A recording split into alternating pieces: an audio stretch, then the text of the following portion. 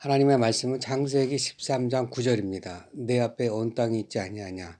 나를 떠나라. 내가 자하면 나는 우하겠고 내가 우하면 나는 자하리라. 땅의 모든 족속이 너로 말미암아 복을 받으리라는 하나님의 약속을 받은 아브라함은 조카 롯과 함께 가나안 땅으로 이주하여 같은 곳에 거주했습니다. 그러나 얼마 지나지 않아 두 사람의 재산과 가솔들이 늘어나자 더 이상 함께 같은 곳에 거할 수 없게 되었습니다. 두 사람의 식솔들이 이 일 저 일로 서로 다투는 것을 보고 아브라함은 분가를 결심했습니다. 아브라함은 롯을 불러 우리 앞에 큰 땅이 있으니 어디서 살지 네가 정하라. 네가 자하면 내가 우하겠고 네가 우하면 내가 자하겠다고 했습니다. 롯은 요단 지역의 비옥한 땅으로 가겠다고 결정하고 둘은 헤어졌습니다. 이후 아브라함은 하나님의 놀라운 계획 안에서 앞으로 나아갔고 롯은 인간의 본능적인 삶에서 멈추고 앞으로 더 이상 나가지 못했습니다. 아브라함과 이삭, 야곱, 요셉을 보면 그들의 삶에 주님의 놀라운 계획이 있었습니다. 그러나 그들은 주님의 계획이 어떤 것인지 그것이 장차 어떤 결과를 가져올 것인지에 대해서는 그들도 거의 알지 못했습니다. 그들은 자신들이 모르는 길을 걸어갔고 오직 믿음과 신실함으로 걸어갔습니다. 그들은 죽는 날까지도 자신들과 자신들의 장래를 결코 예측할 수 없었습니다. 성경을 보면 아브라함이나 이삭이나 야곱이나 요셉은 장차 자신들에게 일어날 장래에 대해서 큰 관심을 가지지는 않았습니다. 그들이 가진 관심은 그들에게 언약을 주신 하나님과 하나님의 언약이었습니다. 그들은 모두 하나님의 언약을 믿었고 의지했고 그 언약은 자손 대대로 영원히 지켜져야 한다고 생각했습니다. 그들은 하나님께 신실하고 순종하면 하나님의 계획과 뜻이 이루어질 것이라고 굳게 믿었습니다. 오늘날 우리 성도는 아브라함이 걸어갔던 길을 걸어가는 사람들입니다. 하나님의 계획과 뜻이 이루어질 것을 믿고 사는 사람들입니다. 그러므로 오늘 우리가 나누고자 하는 말씀은 하나님의 계획과 뜻이 이루어질 것을 굳게 믿고 힘차게 살자라는 것입니다. 오늘날 우리 시대에는 아주 중요한 특징이 있습니다. 인간 스스로의 힘으로 앞으로 장래의 일에 대해서 어느 정도 예측할 수 있고 이를 넉넉히 준비하면서 살 수 있다는 그러한 믿음과 확신을 가지는 것입니다. 지금의 시대는 앞으로 오래 살아남기 위해서 또 잘 살기 위해서 무엇을 해야 할지를 예측하고 이를 공부하는 시대입니다. 그래서 아이들을 공부시키고 미래를 위해 부동산이나 주식을 사기도 하고 요즘은 은퇴를 위한 준비가 젊은 세대에게까지도 아주 넓게 퍼지고 있습니다. 그런데 코로나19는 이런 장래의 모든 준비들이 예기치 않게 한순간에 무너질 수 있다는 것을 보여주었습니다. 이제 전 세계는 전혀 생각지 못한 재난들이 갑자기 나타나게 될 것을 진지하게 받아들이게 되었습니다. 먼 미래라고 예측했던 온갖 자연재해나 정치적, 경제적, 사회적 온갖 문제들이 가까이 왔음을 알게 되었습니다. 이제 극심한 가뭄이나 홍수나 강력한 태풍이나 지진이나 화산 폭발과 같은 자연재해들이 언제든 일어날 수 있음을 받아들여야 합니다. 자연재해만이 아니라 경제적 재앙이 국가적으로 전 세계적으로 일어날 수도 있음을 받아들여야 합니다. 장차 AI와 같은 인공지능이나 로봇의 개발이나 자율주행차나 인류 수명 연장을 위한 의학 발전은 인류에게 큰 변화와 놀라운 유익함을 주기도 하겠지만 인류를 전혀 예상치 못한 위험에 빠뜨릴 수 있음도 받아들여야 합니다. 무엇보다 오늘날 일어나는 중요한 변화는 민주주의라는 제도 자체의 문제점이 점차 드러나서 민주주의가 오히려 분열과 양극화로 치닫는 그런 제도적 장치로 변질되는 것을 보고 있는 것입니다. 이처럼 인류는 미래를 대비하고 비교적 안전한 세상에서 살고자 하지만 인류는 점점 더 위험한 세상에서 살아야 하는 두려운 상황으로 내몰려지고 있습니다.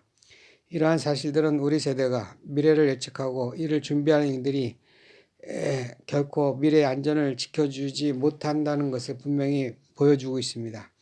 어떻게 보면 인류의 지나치고 과도한 대비들이 정작 중요한 문제들을 바르게 보지 못하게 막았는지 모릅니다. 또한 인류의 이러한 예측과 대비들이 이러한 문제들에 대해 오히려 바르게 대처하지 못하게 만들고 있는지 모릅니다.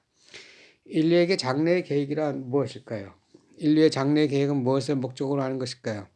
저마다 인류의 평화와 공정과 안녕과 행복이라는 거창한 구호를 내세우지만 인류가 여전히 변함없이 지향하는 한 가지가 있습니다. 인류가 숨기려는 악이 있습니다. 힘을 가진 이들이 이 세상을 지배하는 것입니다. 인류의 역사가 언제나 그래왔듯이 말입니다. 세상의 정치나 경제, 교육, 문화, 사회가 모두 힘의 지배로 여전히 나아가고 있습니다. 이것을 견제하고 거부하는 것이 민주주의 제도이지만 민주주의도 힘의 지배를 정당화하는 도구로 전락하고 있을 뿐입니다. 어떻게 보면 장차 일어날 온갖 자연적 재해나 사회적, 정치적, 경제적 문제들은 소수의 힘 있는 이들이 세상을 더욱더 지배하게 만들 것입니다. 이것이 우리가 맞서게 될 현실이기 쉽습니다. 사람들이 미래를 준비하고 대비하려고 힘을 키울수록 이런 위험은 더욱 더 커져만 갈 것입니다. 왜냐하면 힘을 가질수록 사람들의 이런 지배욕을 위해서 더 일하려고 하기 때문일 것입니다. 복음은 인류를 이 세상의 힘 있는 자들의 힘의 지배 아래 두는 것을 거부합니다. 하나님 나라에서는 힘 있는 사람이 힘 없는 사람을 힘으로 지배해서는 안 됩니다. 더구나 소수가 다수를 힘으로 지배해서는 안 됩니다. 또한 다수도 소수를 힘으로 지배해서는 안 됩니다. 인류는 누군가의 절대적 힘의 지배에서 벗어나야 합니다. 힘의 지배가 커져간다면 인류는 더욱 불행해질 것입니다. 복음은 이런 세상의 힘의 지배를 무력화하는 것입니다. 복음은 하나님의 아들의 참된 통치, 의의 통치, 섬김의 통치를 선포하는 것입니다. 우리는 여기서 중요한 질문을 던져야 합니다. 하나님은 인류의 미래에 대해 어떤 계획을 가지고 계시는가? 하나님의 계획이 어떻게 이루어질 것인가 하는 것입니다.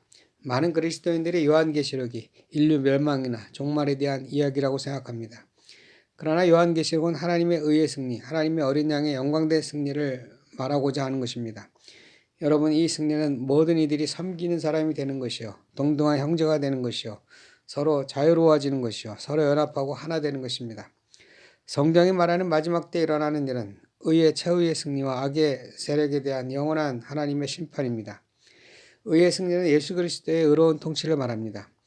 하나님의 통치, 하나님 나라의 통치를 말합니다. 이것은 잃어버린 한 마리 양을 찾는 것이요, 뒤늦게 일한 사람도 같은 임금을 받게 되는 것이요, 누구든지 서로 형제 자매가 되는 것입니다. 여러분, 악의 세력이라고 하는 것은 사람들을 억압하거나 조종하거나 지배하려는 세력을 가리킵니다. 이러한 악의 세력은 반드시 심판을 받습니다.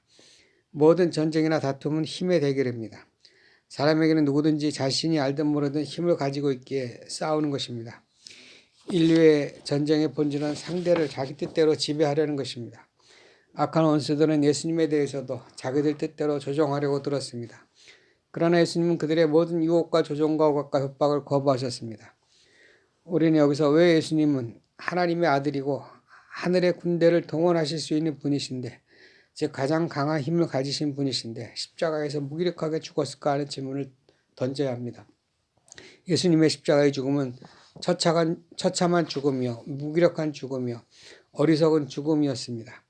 성도 여러분, 아들의 십자가의 죽음은 하나님을 대적하는 마귀와 죄와 세상과의 힘의 대결이 아니었습니다. 예수님은 그들과 힘으로 싸우신 것이 아닙니다.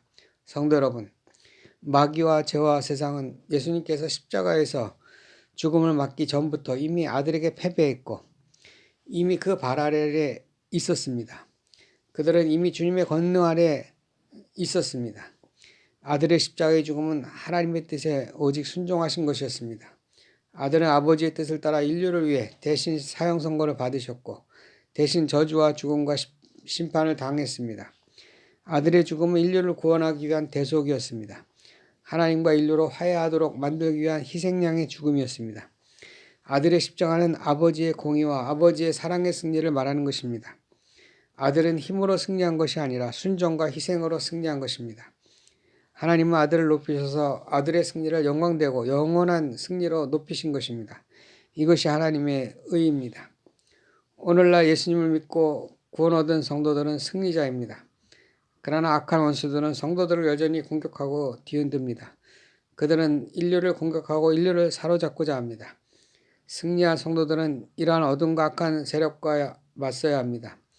예수님은 그들과 맞서라고 하십니다. 그들을 정복하라고 하십니다. 이미 승리했는데 무슨 싸움이냐고 물으실 수 있습니다. 성도의 싸움은 상대를 지배하는 것이 아닙니다.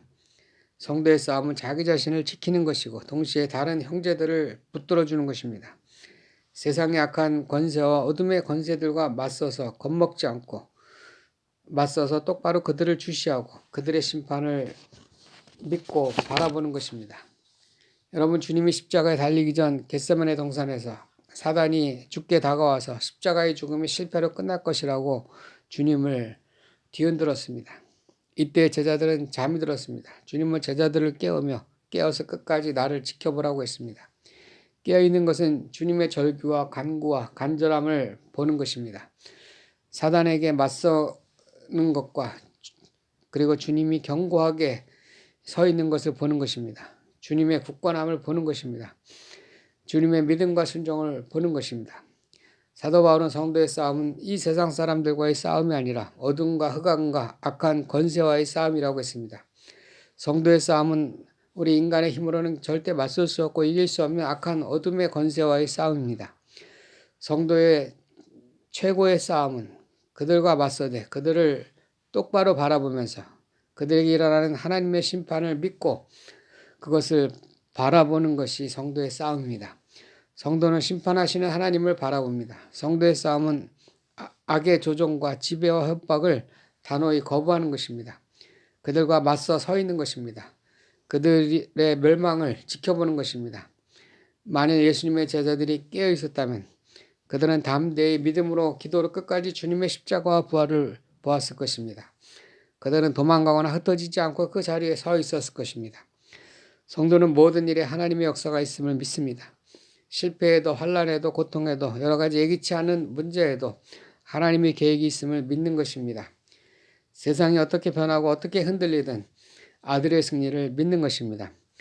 아브라함은 그의 조카 롯과 땅의 분배로 문제가 생겼을 때 롯에게 선택권을 완전히 양보했습니다.